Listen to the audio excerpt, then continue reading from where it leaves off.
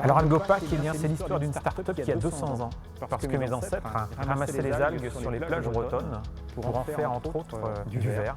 J'ai commencé à travailler dans la plasturgie.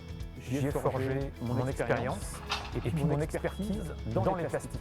Dès 2000, dans mon garage, jour, nuit, vacances, j'ai tout dédié à innover une nouvelle matière et son process de fabrication qui sont aujourd'hui industriels ici à Saint-Malo et reconnus dans le monde entier.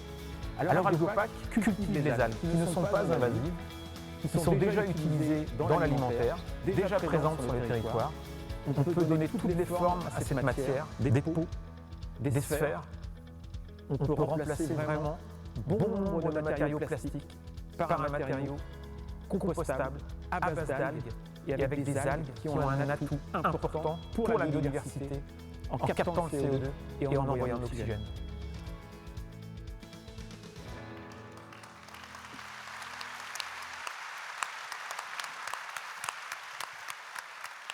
C'est tellement éloquent qu'il n'y a rien à ajouter derrière. À peine. Non. Après le biomimétisme, les nanotechnologies, maintenant on parle de biosourcing. Je te laisse 2 minutes pour donner un petit peu plus de détails. Vous tutoyez les intervenants? Ah bah oui, on se vous connaît êtes bien. fou. On n'arrête pas de se voir. Allez-y Rémi, perdons pas de temps. Difficile d'enchaîner. Alors, bioressources, c'est tout simplement du bon sens.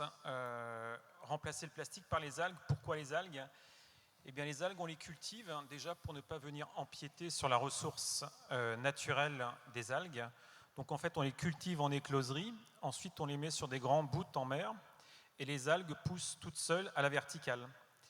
L'intérêt des algues, c'est que les algues ne consomment pas de pesticides, pas d'engrais, pas de fertilisants. En plus, elles séquestrent du carbone. 1 tonne d'algues sèches séquestre en moyenne 1 tonne de CO2. Et l'autre intérêt des algues, c'est que les algues brunes que l'on utilise, le goémon, elles ont un effet de filtre, c'est-à-dire qu'elles dépolluent en partie les zones dans lesquelles elles sont implantées. Cette culture, on a essayé de la faire, on a essayé de pousser au bout l'esprit de bioressources, de bon sens tout simplement.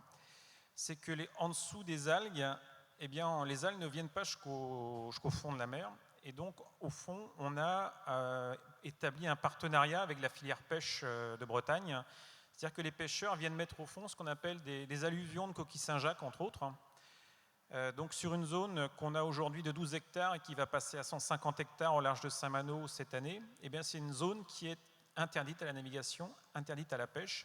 Et les alluvions de coquilles Saint-Jacques, qui ont été une ressource fortement pillée, et les pêcheurs le reconnaissent aujourd'hui, eh bien, grâce aux algues, grâce à l'oxygène qu'elles envoient, eh bien, ces alluvions, ces juvéniles de Saint-Jacques peuvent pousser de 2 à 3 fois plus vite. Donc on participe également en partenariat avec les pêcheurs au maintien de la ressource de la coquille Saint-Jacques et puis un petit peu aussi de la biodiversité avec l'oxygène qu'on envoie et puis le CO2 qu'on capte en mer. Voilà pourquoi les algues. Et puis ensuite, les algues, eh bien, elles arrivent à l'usine à Saint-Malo et puis on les transforme en granules, en petites billes qui ressemblent au plastique.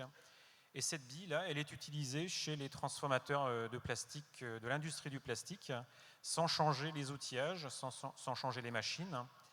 Et on obtient une matière qui est 100% naturelle.